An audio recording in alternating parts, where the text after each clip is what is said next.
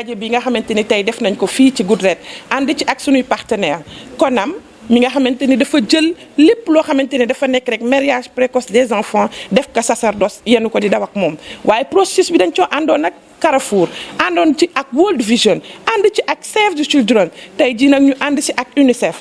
nag di ñu gunge boobu ba tey ànd ak ñun ci GIA bi ànd ak ñun ci semaine nationale de l'enfant bi nga xam ne fas yéene nañ ko tëj le 25 incha allah yóbbu projecteurs yi nga xam ne yóbbu woon nañ ko Sédhiou ñu wan xale Sédhiou ni ils ont droit à la parole ñu wan xale Sédhiou ni au nom de l'équité territoriale au nom du fait que le président Macky Sall qui se trouve être le président de l'UA bàyyi na leen xel dem nañu tey foofu jox leen micro ñu wax ba ñu jógee Sédhiou dañuy delluwaat dem fi nga xamante ni mooy Kër Massar mooy 46e département du Sénégal teewul ñun def nañ fa CDPE jour boobu nag dañuy def li nga xamante ni c'est le lancement officiel ou l'officialisation du fait que CDPE de Kër Massar teg nañ ko suñuy xale tam nekk fi suñuy doom ànd ak ñun waa CONAF lépp lu ñu tëgg xale yi ñu ngi si ànd ak ñun di ñu wan ni quand on décide pour les enfants on a besoin que xale yi toog ak ñun ci table boobu li nga xamante ni mooy tem tey ñu ànd ci CDP yi yu jóge partout dans le Sénégal ñii jóge Sédhiou ñii jóge Kaolack ñii jóge Diourbel ñii jóge au niveau du Fouta Podor ñii jóge Saint-Louis ñii jóge Kaffrine ñëw tey ànd ak ñun toog ñu waxtaan fan la ñu toll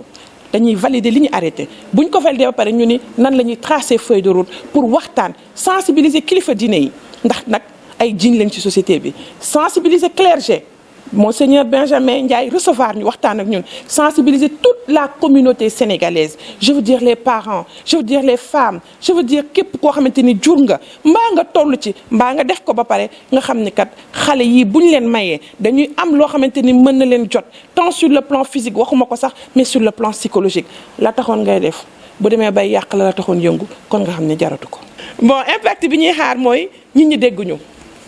li ñuy xaar mooy nit ñi comprendre ñu. li ñuy xaar mooy ñu bañ a wax lii dañ ko jëlee ci tubaab bi déedéet lii dañ ko jëlee ci sunu diine lii dañ ko jëlee ci sunu aada parce que aada du lépp moo ci baax diine nag du lu ñuy discuter yàlla dafa fonk nit te nit dañ koy jaarale ci jigéen moom moo koy sabab ñu jaarale ko ci yaramam mu nekk laboratoire yàlla kon kooku dañ ko war a pareel ba li muy indi ci àdduna mu doon lu baax kooku dañ ko war a pareel ba li muy indi ci àdduna du am benn gaañu kooku dañu war a pare yaramam ba bépp boo xamante ne dafay indi li nga xamante ne dafay taxawal yàlla ci biir suuf mu indi loo xamante ne dafa mat mu indi loo xamante ne dafa wér te loolu pour ñu mën ko am mooy xale buñ koy maye na fekk yaramam pare na xale buñ koy maye na fekk yaramam dëgër na CDP yi ñëw fii dañ koy porter ànd ak ñun ànd ak le commandement territorial bu ñu demee dañuy waxtaan ci biir au niveau de la mairie bu ñu paree ñu dem waxtaan au niveau des quartiers ñu tas ko ñun dinañ def campagne nationale de sensibilisation ànd seeg PIPA DHS dugg ci gox ak goxaat yi ruq yeeg ruqaat yi li nga xam ne validé nañ ko fii tey ñu partagé ak ñoom ànd ak la volonté politique bien sûr de madame le ministre Ndeye Saly Diop Dieng qui traduit une vision du président de la République ñu taxaw fu nekk waxtaan ak sénégalais yi leen xale kat balaa nga koy maye na ci tool te mu mat ko. gouvernement du Sénégal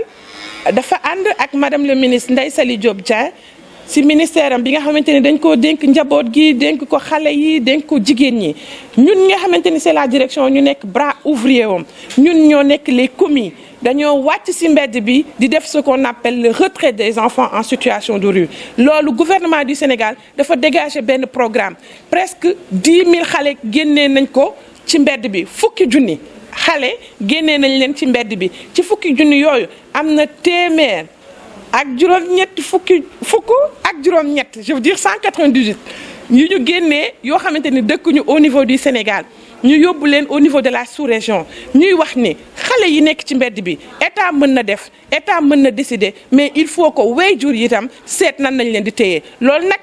kilifa diine yi la ñuy woo parce que am na ay imposteurs ñoo xamante ni dañuy mbubboo suñu diine gii naan dañuy yar xale yi te fekk dañuy def ce qu'on appelle la traite des enfants dañuy def ce qu'on appelle l'exploitation des enfants ndax xale bu waree jàngul nga ne ko demal bu ngoon jotee nga indil ma junni wala bu ngoon jotee nga indil ma ñaar téeméer kooku yaa ngi koy exploiter te yoon dina dal sa kaw am na amende de 500 000 à 2 millions te mën nañ la ci tëj kaso il faut que l'on sanctionne d'une manière positive ñi nga xamante ni jël nañu xale yi di leen dugal ci internat te di leen jàngal diine waaye on va sanctionner d'une manière négative ñi nga xamante ni ñu ngi outrepasser seeni droit di jël xale yi di leen exposer ci danger di leen exposer ci violence